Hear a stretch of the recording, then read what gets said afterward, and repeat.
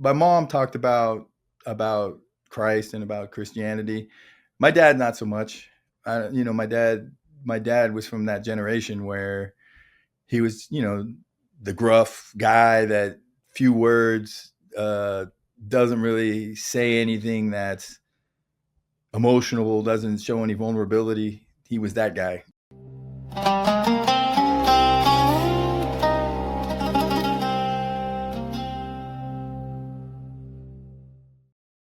Welcome to another episode of the Olive Roots podcast.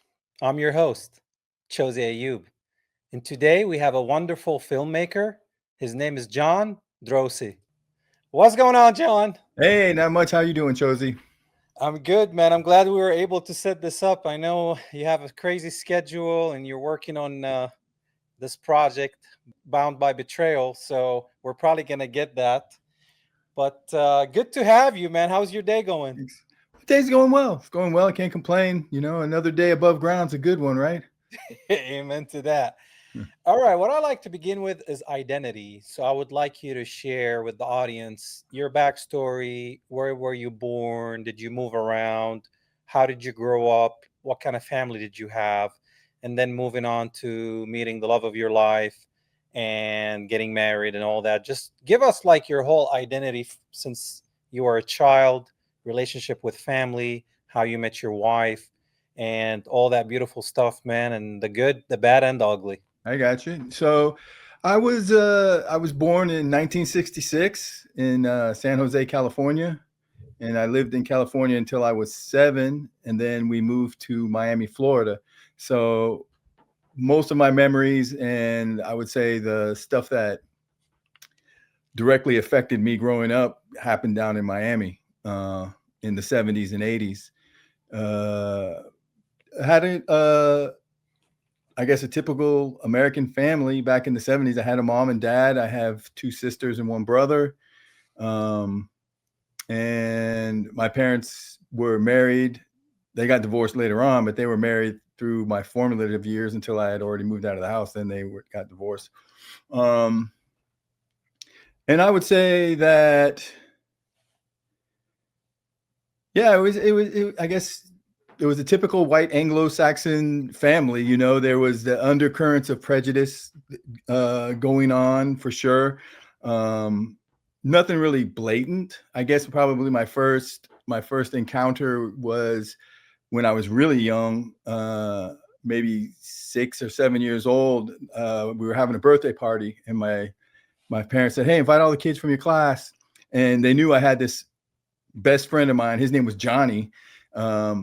At the time, and they said, and you can tell Johnny that he could stay over later after everybody else, and then his mom will come pick him up and we'll meet his mom. And I was like, hey, that's cool.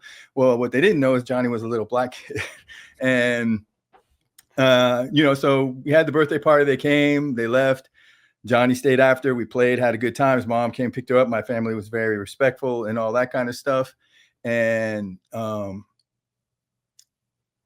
they left. And then I just remember very clearly my mom saying to me, "Why didn't you tell us Johnny was black?"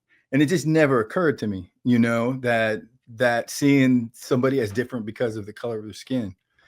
And that kind of, is planting seeds. What you're talking about, you're planting those seeds of hate and anger. And lucky for me, through God's grace and calling out to God through Christ, honestly, when I got to my lowest point in life, when I was much older, I met my wife, who is an African. Her name is Benedicta Droese. She's also a filmmaker. And we met through music, because I used to be a touring musician, and we were in a band together. And I met her, and I fell in love with her. And like you said, the love of my life. And we have 3 daughters of our own now. And love is a beautiful thing, and I think love conquers all. And if you really open your heart to it, and you recognize everyone has shortcomings. I love my parents to death. My mom and my dad, they're both passed now. God rest their souls. But everybody has shortcomings. Everybody has those negative seeds that have been planted in us, and only the few and blessed are able to overcome those weeds and really find the fruit of the joy of life that love can really bring you if you let it enter your heart. Amen Um, to that. Amen to that. So you grew up in Miami, right? yes, sir. And tell me about that growing up as a white kid in Miami, because I know Miami has a lot of Latinos, a lot of Caribbeans, a lot of, I know there's Eastern Europeans, there's a little bit of everything. So, how was that? And did that open your eyes to diversity and having friends that don't look like you? How was that all about as you were a kid growing up? Absolutely. I mean, that is exactly it. It's definitely a blessing to be in a multicultural environment when you're growing up, and because then you can have friends that have, you know, parents that give you the different foods. You're tasting foods from all around the world, which that was one of my favorite things. Yeah. But you know, and you also see how other cultures, the family unit is different. It's sad, but the American family is a sad thing compared to families from around the world, because families from around the world, family means something. Here in the United States, families at Thanksgiving dinner and getting a Christmas present. But outside of that, everybody's off living their own lives, trying to do their own thing. They're not still that deep connection. Not, you know, and this is in a generality. I'm not saying not every American family is this way, but it's just my experience that a lot of American families are not as close knit as you find in people from other cultures. What do you think happened to destroy the dynamic family structure in the US? Like, Wow. why is it that way? Like, what happened? Because if you look back, especially in the South, big bond in the family, right? Yep, absolutely. And then even up north back there, in New York and whatnot. So where do you think we went wrong that it destroyed the family structure? Because it's strong everywhere else, but Right. it's I just broken and I think it's this it's part of the culture, unfortunately, that the culture is being taught to be an individual and that you deserve everything in this world, um, with really not ever having to really struggle for it. So what happens is people, you know, they get themselves in financial binds. I mean, I hate to say it, but if you're struggling financially, it's hard to be a good person in a family environment because you're concerned about paying the bills, paying the mortgage, paying getting food for the kids. And I think all of those things have kind of led to people being more of an individualist as opposed to a community, you Mhm. know. How do you think we can fix that here with bringing it back to community base rather than it's all about me, selfishness, you know? That's a hard one, you know. I just think that for one, it's going to take the first wave of individuals, the people that understand what we're talking about, like you and I, to be the leaders and to really go out and live the life. You know, Oswald Wilde, I believe, said, you preach a better sermon with your life than with your lips. You got to get out there and live it, and you got to let other people see it. You know, like I was saying, it was a blessing growing up in Miami because I saw it in other families, even though it wasn't so widespread in my family. And another strong contributing factor is definitely that most of the time now, both parents are working and they're leaving kids. You know, back then we were just left alone at home, but now they're leaving them in daycares and other places. And that definitely affects the bond between children and their parents when they're not around, you know? Yeah, yeah, I agree. Like that is not a thing back home. Like the kids, when the parents are not around, they're with family members. They're not kind of thrown into strangers' hands. And we know there's a lot of weird and crazy stories that happen in the US when you put your kids in the hands of other people that are not family, Yeah, you know? absolutely. So it's a wild thing. Okay, so you grew up in Miami, you are exposed to different cultures, different ethnic backgrounds. How was the dating world for you as a white kid in Miami? Um, you know, there again, there's still definitely the at least back then in the 70s and 80s, you know, there was still a lot of the separation of race. So, you know, starting off when my first few girlfriends were white, but like I told you, then when I had that crisis of faith, you know, where I realized that I just wasn't a happy human being because I was, you know, and I called out for God to change my heart. Then it opened the playing field. You know, I started dating people from everywhere, and that, you know, that led to uh, happiness. So I mean, I just think that you can't really close yourself off, you know, and it's so hard now in today's world where everything is so beauty based and materialistic.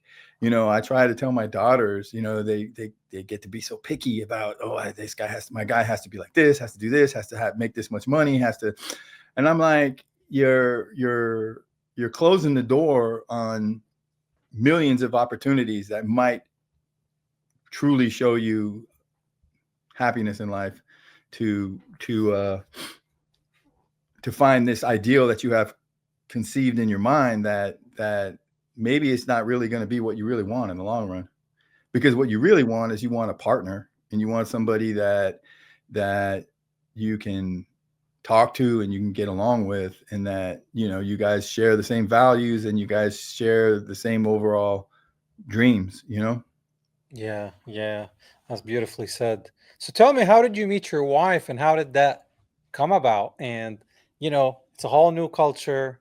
You're American, she's Nigerian, right? Yes, correct. So yeah, tell me a little bit about that encounter. Okay, so I was just getting back into music as a performing musician, and my sister was friends with my wife Benedicta, and I had gone in the studio with a friend of mine, and we had recorded a couple songs, and it was Thanksgiving, and I guess Benny didn't have any family here or anything, so my sister invited her to my parents' house for Thanksgiving dinner. And so I went to Thanksgiving dinner, and she was there, and my sister was there, and I started showing them, you know, trying to be all cool with a musician. I was showing them like, hey, we got the studio. Let me show you some songs that we just did. And so we go in the back, in the back bedroom, and we put on the stereo and we start playing the music. And then my sister and her started singing along with these harmonies, and they sounded amazing. And I said, man, we got to get you guys in the band. So they were both up for it. So we started singing with them, and it quickly came apparent that my sister and her were much better singers than me. So they ended up becoming the lead singers, and I just resolved myself to being the songwriter and the guitarist. And so we started spending a lot of time together, just writing songs, recording, playing out shows, driving around in a van, living out of a van for a while. And, you know, that's how we connected. One thing led to another, and here we are. You 30 don't years think, later. wow. So you don't think your sister was trying to set you up from the No, get-go? no, not at all. My sister was just trying to be friendly to, you know, to a friend that didn't have Yeah. anywhere to go on Thanksgiving. So your wife was, her family was in Nigeria, so she was pretty much alone in the US. Yes, absolutely. And it's kind of like me. So people take you in, and eventually you find your little posse and Yeah, your exactly. your group of people. So tell me about living in a van doing the music. Give me a little bit about that life.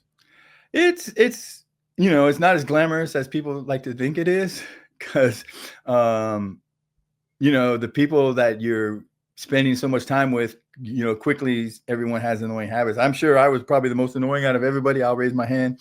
But, you know, I had to deal with everybody else's you know, idiosyncrasies too. Um, my sister like had this really bad habit because she was a singer. She was always doing these vocal exercises. So we'd be like driving for hours in a van, and she would just be like, I mean, imagine that going on for hours, day after day. Eventually, your mind just snaps. Mhm. Um, and, you know, shows could be great, or you could be there and there's two people, you know, because obviously we weren't famous. So, but it Wow. was good. It was again. It's an opportunity to learn about yourself. You know, uh, this was pretty much pre social media and internet, so we spent a lot of time just listening to music, talking, dreaming, making plans. And I think that's what's missing today is people don't spend enough time with themselves and their own thoughts to create their own plan versus I'll jump on TikTok and find the latest trend or get somebody else to tell me what I need to do to live the perfect life. It's really a journey. It's an individual journey, you know? Yeah, I mean, social media can be used to learn things, but there's people that fully depend on it.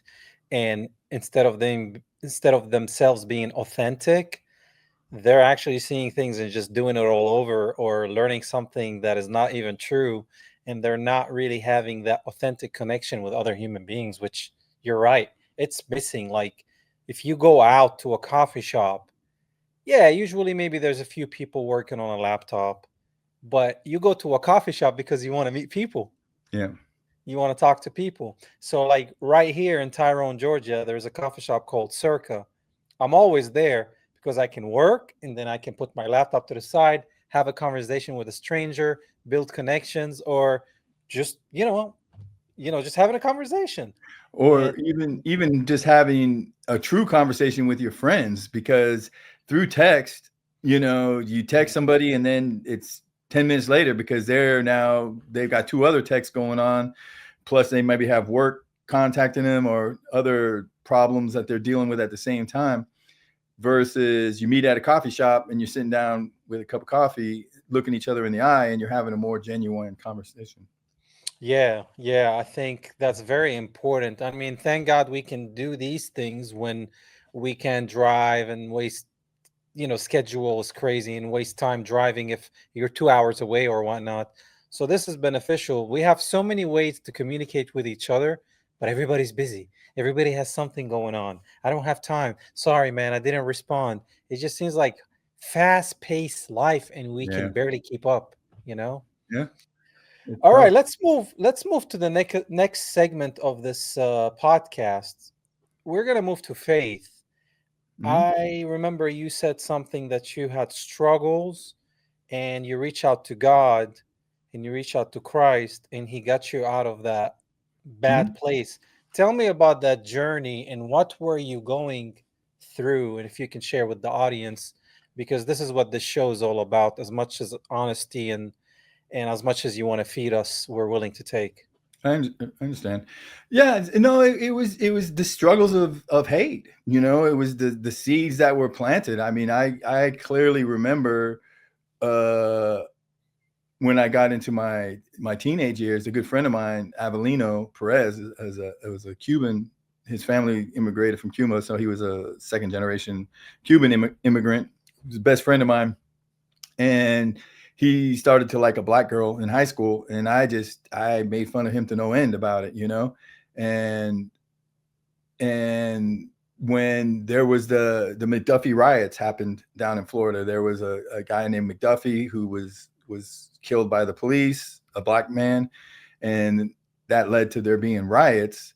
And instead of being empathetic to the rioters, I was more angered at people. How dare they just rise up? And all of those things. If you take them individual, they might seem like, oh, this guy's just a jerk, or but when you combine them together, they're all little seeds of hate. And the more of those that you plant in your soul, you start to become this person that's not the person you want to be. And for me, I only found there was one way to tend the garden, and that was to get the master gardener in there and have him try to pull some of those weeds out and get me back to a place where I could show fruit and be, you know, live a life of love and happiness. I was actually just talking to my wife today about happiness. People say that happiness is a destination, or that happiness is a state of mind, and it's really not. It's really just a moment. There's moments of happiness, and if you're lucky, you find contentment, and you live your life in contentment, being a content human being. And then those moments of happiness, they flash, before your eyes, and they give you that little extra jolt of joy. But I think everybody wants to be free of pain and anger and dependence. Like, lucky for me, I never got into alcohol or drugs. My brother's been both an alcoholic and a drug addict, and that's how he coped with things. I found a way that was more beneficial for me and the people in my life, and that is through faith, and to let myself, once you turn yourself over to something greater than yourself, then you don't have to worry about anything else. You can be your genuine self, because you're already accepted in the eyes of the creator. So you don't need to put on any kind of pompousness or circumstance to try and impress people. You can just be you. And yeah. Yeah, a lot of people live their life to impress others, man, and they kind of lose themselves in that journey and lose the whole purpose of their life. And I was that when I was a kid. I was like try to impress people, especially girls, right? Yeah. And through that process, I was losing myself, and I try to be what they wanted, what I thought they wanted, right? Yep. So I'll meet this girl, and I'm like, try to be what she wants. Then I meet another girl, and even with my guy friends, I'm like, oh, we have this connection, so I'm gonna just build on that. And then you start losing yourself, and you're like, what is going on? And then eventually you realize that you don't know who you are. Yeah. No, absolutely. I agree 100%. And that's the thing. Once you realize that, and you get permission just to be your genuine self, because like somebody, I've heard people say, God doesn't make mistakes. So Yeah. you're perfect the way you are, and just go out and live life. But the thing I will say, and this is another, I guess, tenet of my life, is that this belief that the life you live is the life you choose. Nobody said that life was easy. And everybody that thinks that, oh, all these other guys have it easy and they're so lucky. Oh, look at Josie, he's got a podcast, it's easy. I can tell you, doing a podcast is not easy. Doing anything on social media is not easy. Making a movie is not easy. I mean, anything worthwhile doing in life is work, and is hard, and you have to learn to love the process, love the work part. And so if you're not making movies, it's because you chose not to. If you've chosen a life that's gotten you into some financial hardships, really hard and in depth, I remember I moved to Nashville back in 1996, maybe 96 or 97, and I was $30,000 in debt. I didn't have anything worth anything in my life. I was married. I had my first daughter was 2 years old. And one day I was in Miami. I couldn't find a job that would pay me more than $6.50 an hour. This was back in '93. And so one day I woke up and I said, we just got to go. And she's like, where? I was like, I don't know. So I called a couple of my friends, and we moved all of our furniture out of the apartment and put it in a storage room. We got in the van and we just started driving, and ended up having a musician friend in Nashville that let us crash on his couch. We crashed there. And shortly after that, I started, trying to get my life back in order as far as finances, because finances are a bane in a lot of people's life. A lot of people struggle with finances, and they struggle financially. And so we decided to get debt free, and we decided that we were never going to borrow money from somebody again, because when you borrow money, you're basically, I heard Dave Ramsey down in Nashville, he was on the radio back then, and he had this thing where he would say the borrower is slave to the lender. And that just resonated with me. Like, I'm not going to be anybody's slave in this world. So I'm just not going to borrow money. Sometimes I'm not going to say never, like to get a mortgage, to get a house, you had to borrow money. But instead of being in debt for 30 years, I'm like, I'm just going to pay this thing off as fast as I can. I think we paid it off in 7 years, I want to say. But that was because every dollar, every minute of overtime I worked, every bonus I got, every birthday $50 check I got from grandma, we put it into paying off the house. And, moving forward, it just makes so you can do things in life. So now here I am at this part in my life, and I can make movies, and I can, you know, do all the things that I want to do, but I can do it right, and I can do it where I'm not taking advantage of other people. You know, like there's a lot of filmmakers out here. I know I'm kind of jumping over to the filmmaker side, but there's a lot of filmmakers, and it's probably not just filmmakers. It's in every, especially creative aspect of the world, that they have a dream and they have a vision, and they expect everybody to get on board with them for free and just put in their hard work and sweat and get no sort of compensation other than just being shouted out to, like, hey, you know, this guy helped out. I just think that, you know, you should respect people and respect people's time, and at least do what you can do. You might not be able to do what you want to do, but do what you can do, you know? And so if you're at that place right now financially where you're struggling, you need to make a plan. I mean, I remember clear as day sitting down with my wife down there when I moved back to Florida. Whoops, sorry about that. We were back in Florida, and we sat out on the back with a yellow pad, and we were writing about all the goals that we wanted to have to accomplish together. And one of them was like double my salary in 1 year, double my salary. And we wrote it all down, and we lived in it, and we did do it. We doubled the salary. We got the house. We paid it off. We built up, you know, the finances that we wanted to where we could not have to be stressed about finances. And yeah, we had to sacrifice a decade, maybe 15 years to get to this place financially.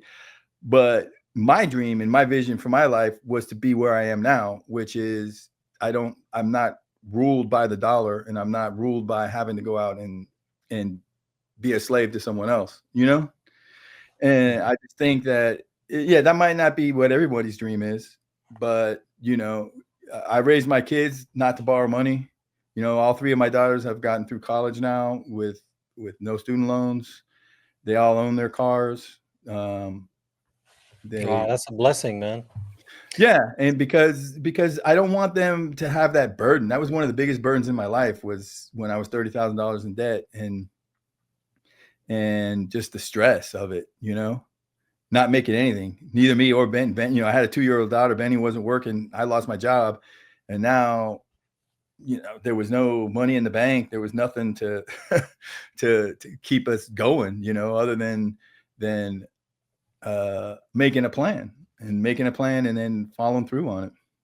So Yeah, I mean, it's tough, man, when I'm single, no kids, and I can only imagine losing my job, not knowing where I'm gonna get the next dollar from, having a kid, a baby, a yeah. child that I have to take care of, especially as the father, you don't want to fail, right? Yes. So that puts more pressure, and if your wife is not working and or trying to find something, it just, man, that can really go to a dark place quick, you know? Yeah. So Yep. tell me about your growing up. Like, how was your household faith-wise? Were your family believers? Were they not really taking you to church or doing anything with any kind of specific faith, or how was it?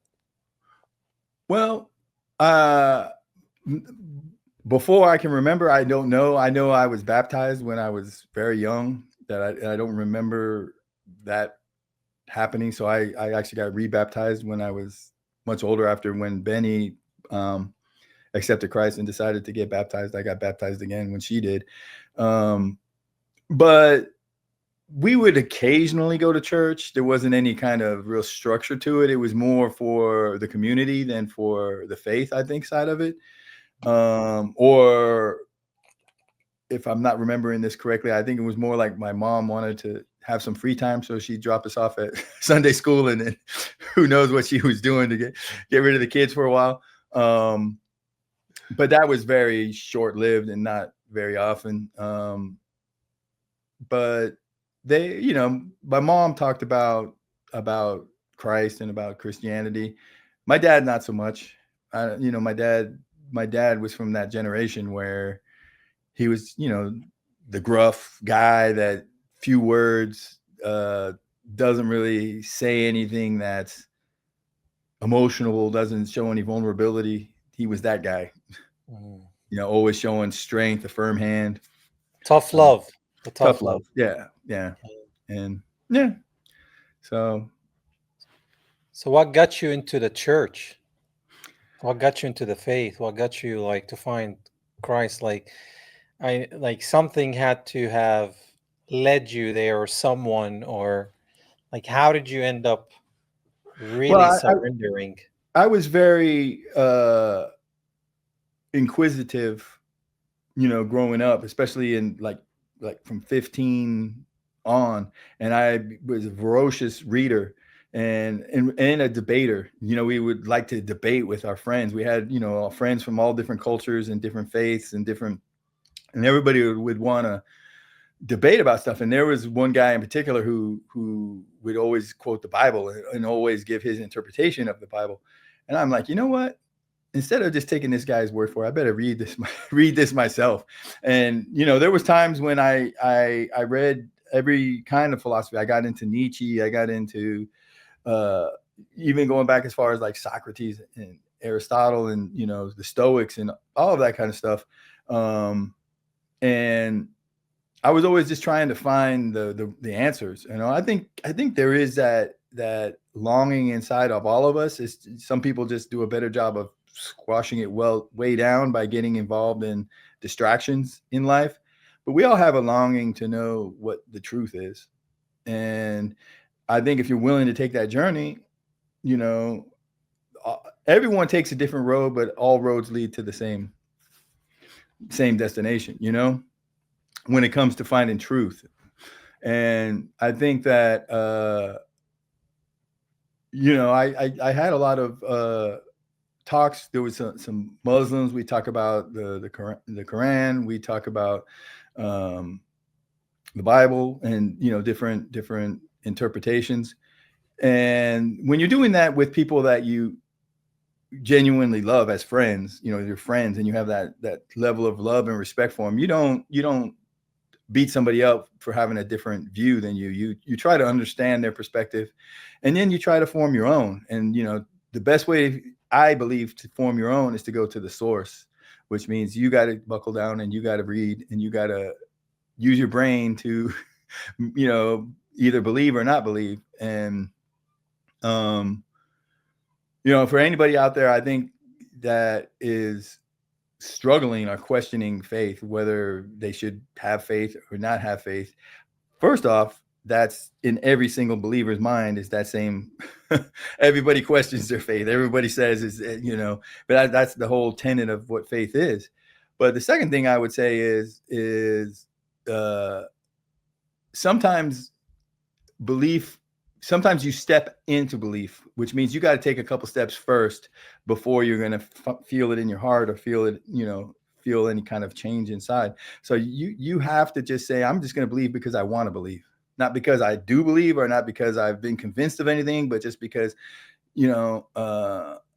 life would suck without the love of Christ, and death would really suck without the love of Christ. So I choose to believe, and I choose to take that step. And hear me now when I tell you this: if you take those steps and you choose to believe, then the truth will be revealed to you in God's way. It's not going to be the same for any of us.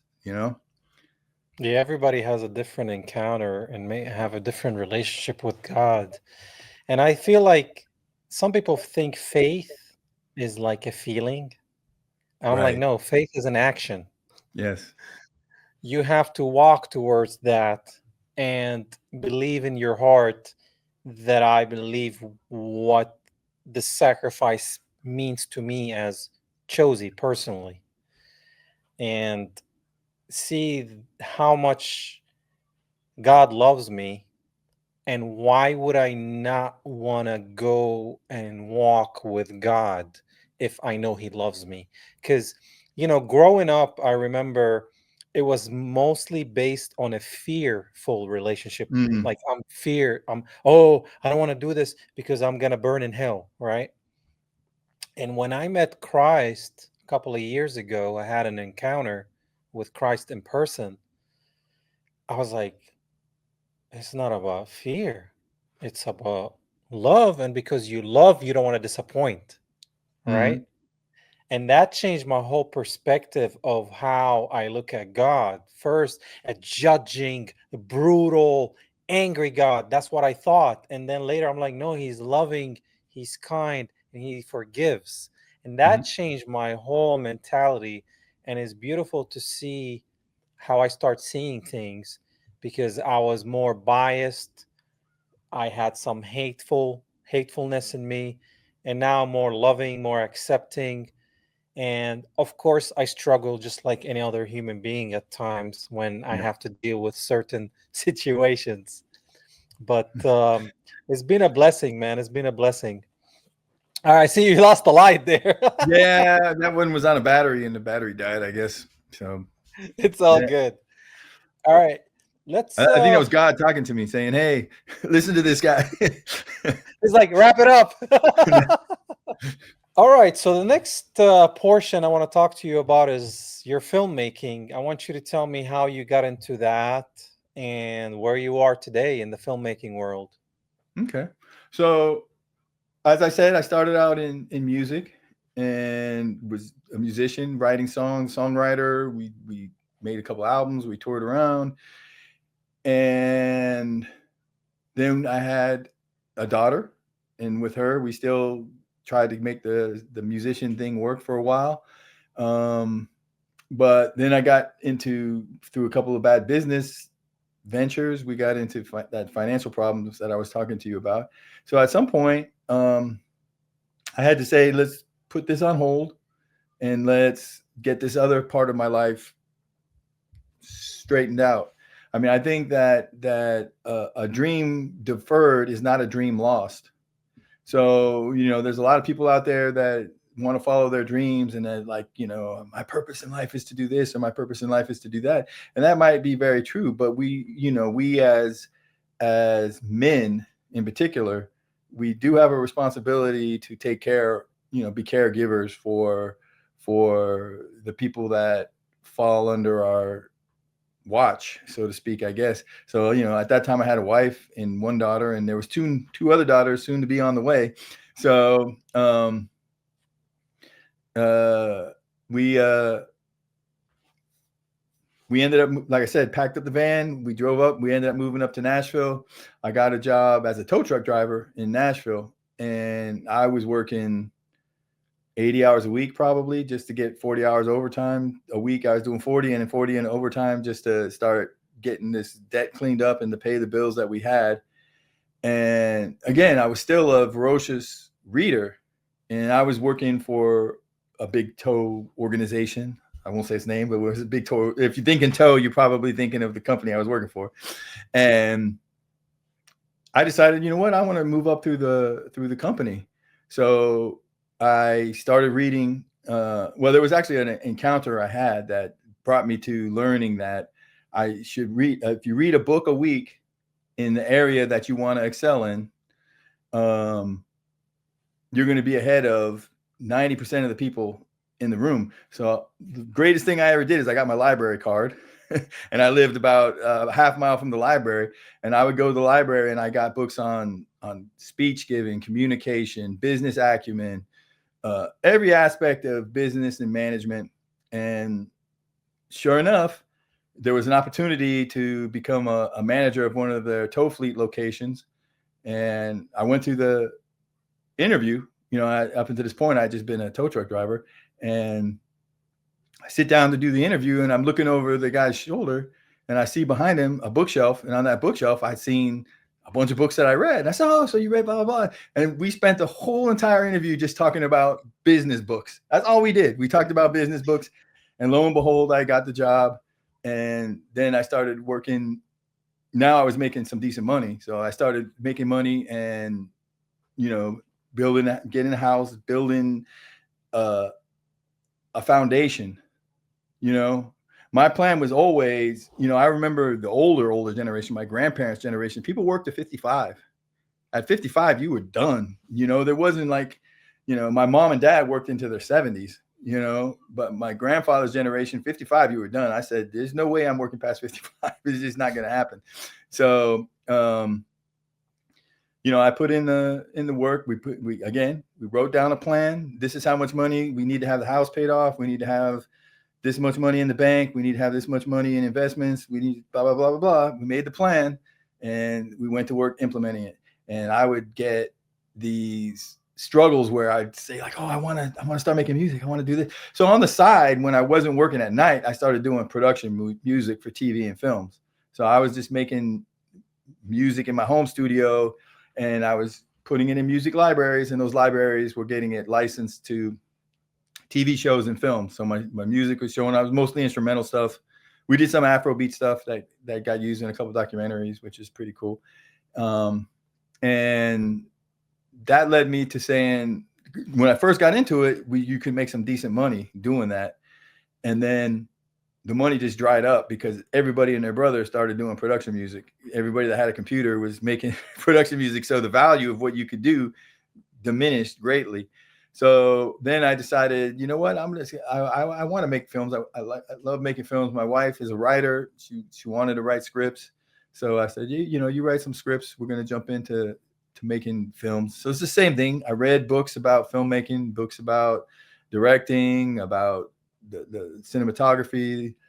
You know, the sound side I pretty much knew, but there's still even other aspects of sound that you have to learn that are pretty specific to film. And that, that led us to starting to make films. And we did it with the same band mentality where we're all in a band together. We're all in this together. And that goes from, the director, the writer, the actors, the crew members, all of us are there, to be part of a team, a band, so to speak. And we all have our specific roles, but at the same time, we all have a unity, we have that trust in each other and respect, which I've been on other people's sets, and sometimes that's lacking, So I just think that it's something I wanted to do. So I built the foundation so I could do it. And that's what I would tell everybody is, really spend some time and figure out what you want out of this life. Because God's going to place a lot of seeds in your heart. There's a lot of seeds in there, and it's up to you to decide when and where you're going to sprinkle that water and get them to start to grow. And I think that you shouldn't have any regrets when you go to, when you do leave this world. You shouldn't have any regrets for missed opportunities or for not living a life that makes a difference. Yeah, that's strong, man. You shouldn't have regrets, because a lot of people live a life and then they get older and there's so many regrets, man. And that's not a life I want to live. I want to enjoy life. I want to do as much as I could. I want to thank God for everything and every talent and gifts. I call it tags, talents and gifts that He gave me. And I want to make sure I put them in the right place. And sometimes you might be doing one thing, you were doing music, and that came to an end as far as what came about, and everybody was making the same thing. And then boom, you shifted to film. And that might eventually turn to TV series, or it might turn to stage, or it might turn to something totally different, Right. No, absolutely. Yeah. And I tell that to my kids who get frustrated sometimes where they are in their journey. With God's grace, life is long. So it's short and it's long. There's a paradox. Life is definitely a paradox, because in one aspect it's long, but in one aspect it's like a blink of an eye. Yeah. So, but you're gonna have different seasons in your life. I went from being a touring musician to being a business manager to being a production music to now being a filmmaker, and each section of my life felt complete. And when it felt complete, I knew it was time to move to the next, and I think that, there does need to be a degree of self-awareness, You as individuals have to look at your own life and see what's making me happy in this life and what's not making me not happy. And the things that are not making you happy, you have to then ask yourself, can I work on this so it will make me happy? Because I don't want people to think like, oh, well, I'm not happy in my marriage, so I should just go out and get divorced. I'm not saying that at all, but I'm saying that you need to choose to say what could happen in this relationship to make me happy. And then if the other person is not willing to get on board, or there's not an answer that can make you happy, then you have to make hard decisions for yourself and decide, like I said, the life you live is the life you choose. So you're choosing this life, and you chose your partner in this world, and you definitely choose whether to stay or not stay. Yeah, I So agree. I agree. I mean, you're a product sometimes of your choices, and you might try to blame others or blame God. And no, you decided to do that. So right. But suck the it up, great thing is buttercup. you can decide to do something else, and you can decide to move on. The best thing I ever did was leave Miami, believe it or not, because there's so many people that let geography dictate their life. Mm. Because I was born here, this is what my life is going to be. I mean, the perfect example is that my wife, she was born in a small village in Africa, and you know, she had an opportunity to come to the United States to go to school. This is my wife's computer. She's getting all the texts. And uh So I mean, you can't let geography dictate your life. Like my oldest daughter, she's living out in Los Angeles now. She works in the movie business on the production side. She's actually working on the show Matlock right now. She Mm. just finished the last job she worked on was Ted, the TV series, based on that teddy bear. But when she kind of felt like she wanted to think about moving to Los Angeles, she was scared, and I was like, just go, and see what happens. And she's been out there 3 years now, and now I'm trying to talk her to coming back, but she's like, no, I think I'm gonna stay out here longer. I'm like, yeah, stay, and but I remember when I was a kid, when I first got out of high school, trying to make it in music, I wanted to go out to Los Angeles too, but I didn't go. I stayed, and you know, so the road's not taken though. That's it all led me to where I am with the blessings I have in my life now. So Yeah, that's awesome, man. That's awesome. So tell me about your latest film, Bound by Betrayal. Like, okay. tell me a little bit about how did you come about writing that, and where you are today with post production, so the audience can check it out. Yeah, for sure. Um, so Bound by Betrayal is, I start to just come up with a ton of crazy ideas. Everybody has great ideas. Like, I mean, if you talk to anybody that's in filmmaking or not in filmmaking, if you tell people, "Oh, I'm a filmmaker," everybody, "Oh, I got an idea. I got an idea for a film." And those initial uh, seeds, or the burst of energy at the beginning, every idea has some goodness in it. It's just whether you're going to follow through with it. So we decided after our last movie, which is called Adze, the African Vampire, we wanted to do something that was episodic. So we wanted to do something that was like what we have as a limited series now, 4-episode limited series. And we wanted to do something that was more of a thriller, not so much in the horror genre anymore. And so I just started thinking, and I was thinking about some of the, kind of thriller, episodic TV stuff like Breaking Bad, like the TV show Power. And just for whatever reason, the thought came into my mind, like, what if you took Tasha and Jamie from Power and you had them chained up in a basement, kind of like a Saw kind of vibe thing going on with them? What would happen? And I kind of brought that idea to my wife Benny, and she started writing. And the thing is, which ideas are the ones that work because they're the ones that get written. You know what I mean? We all have all these ideas, and then you start writing it, and then it just kind of dwindles off, or the story doesn't keep you engaged and steering it, so you end up putting it to the side for now.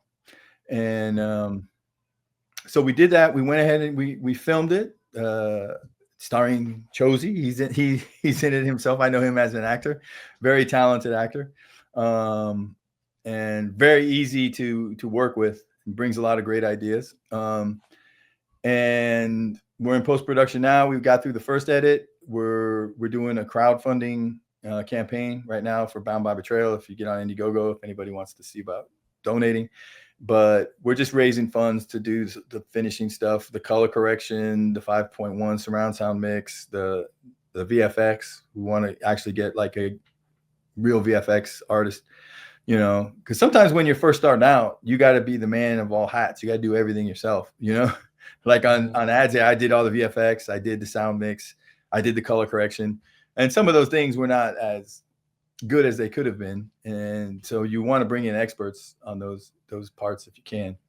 Um, but it's fun to be the man of every hats too, because then you understand those jobs better, and you can kind of relate when somebody's telling you how hard it is or what can and can't be done. You kind of like, oh yeah, I get it. Yeah, it's tough. Yeah.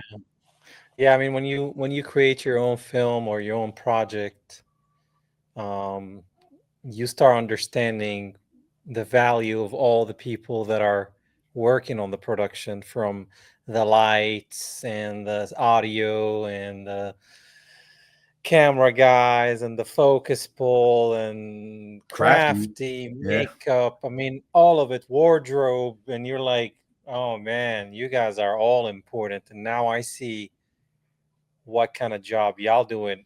I don't want to do that, but it's good to know what you're doing, because Yeah. yeah, that's work, you know.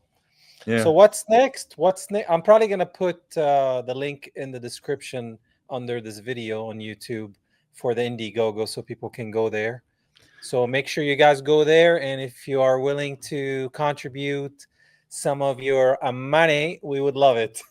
Yeah, become So part of the yeah, team. The what's thing is, on the Indiegogo, there's a lot of great perks. You know, if you're just getting into trying to get into filmmaking yourself, it's something to look at. Even if you just look at it, or even you can send me an email or a text directly, and I'll respond. Just if you want to have a conversation about filmmaking, I'm down to talk to anybody. It's not like uh, uh, I'm trying to hold the secrets back. You know, I want to see everybody be successful, and anyone who has a dream, I want to see them achieve it.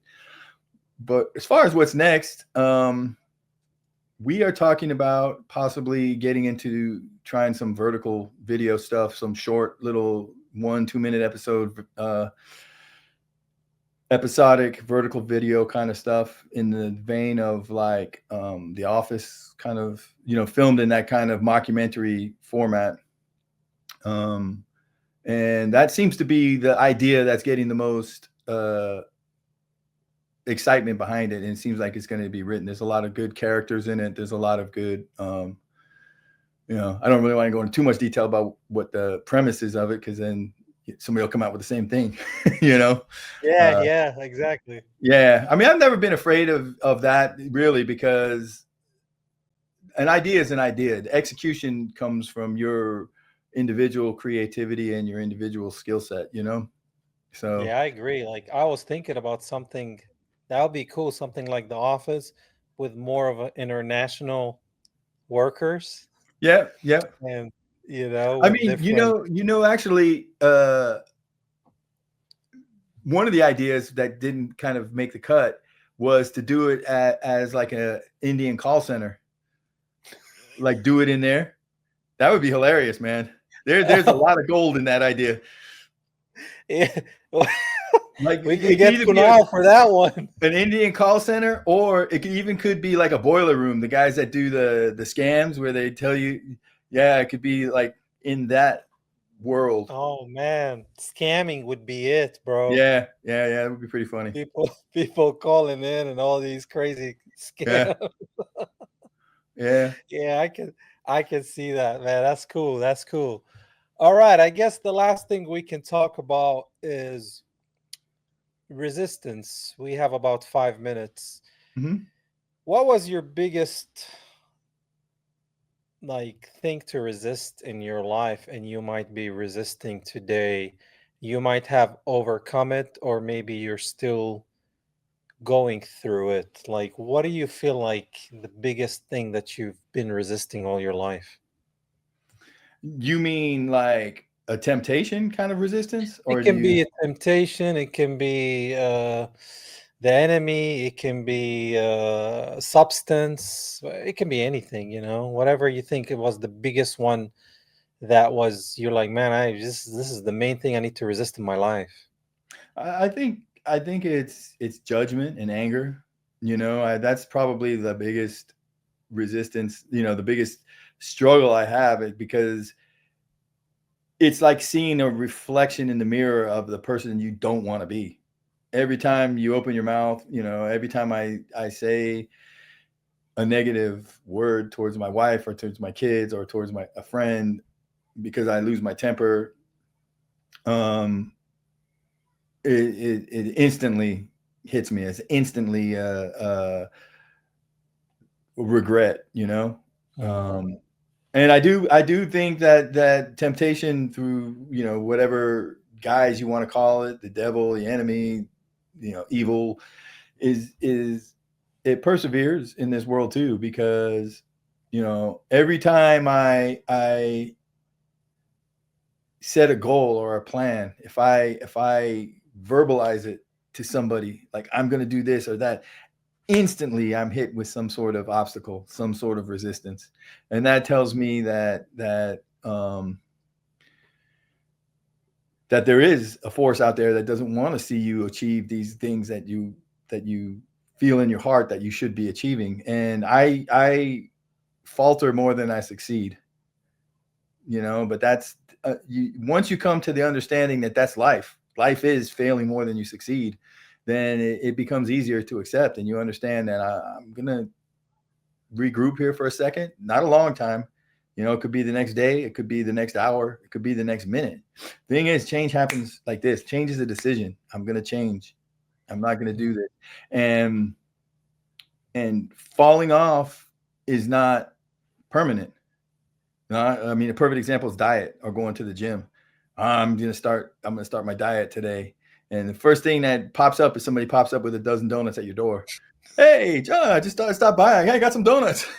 And you're like, oh. Oh And man, that's hard to resist at that point, but you got to be committed. no, I hear you, but like I said, I fail more than I succeed. But I don't give up, and I don't get discouraged, because I understand that this battle is a lifetime. You're never going to defeat the enemy in this life. That comes in death. You do not defeat the enemy in this. You just battle him. You just keep Yeah. battling. You know. Yeah, you just battle him. I mean, God wins, but as we're catching, I mean, he already won, but as we're living here catching up to that win, Mm-hmm. yeah, it's a daily constant battle, man. He's gonna come from you from the left, from the right, and you're gonna protect here, sometimes punch him, you know. So yeah, it's a continuous battle, man. But as long as you learn from failing, all these failures, if you learn from them, then you'll have a lot more successes. Some Even if people, you only learn that I have it in me to try one more time. mm, to I not mean give that. up. Yeah, Yeah, if you learn that, that's the most beautiful lesson you can learn. You know. yeah, yeah. As long as you learn something, because I know some people just fail and that's the end of it. Yeah. They're like destroyed, man, with whatever they try to do, giving up, not even trying it again. So that's good. Well, John, man, thank you for being on my episode, man, and on my Yeah. show. I mean, it's been great hearing your story. I've learned more stuff about you that I didn't even know. So thank you, man, so much. Well, thanks for having me, and I think you're doing great work here. And I would say the same thing for you is keep following your path and following your dreams, because those seeds were planted in your heart for a purpose. Thank you, man. God bless you. And I really appreciate you for saying that, man. Thank you so much. All right. All God bless right, you. man. I'll catch you next time. All right, man. Peace and Bye. love, man. All right, guys, you heard it. John Droese, man, a lot of wisdom here. I mean, I learned a lot of things about him that I didn't know. And I hope you took some things, some advices that he gave us here, and you can implement them. Just never give up. Until then, see you next time. Peace and love, guys.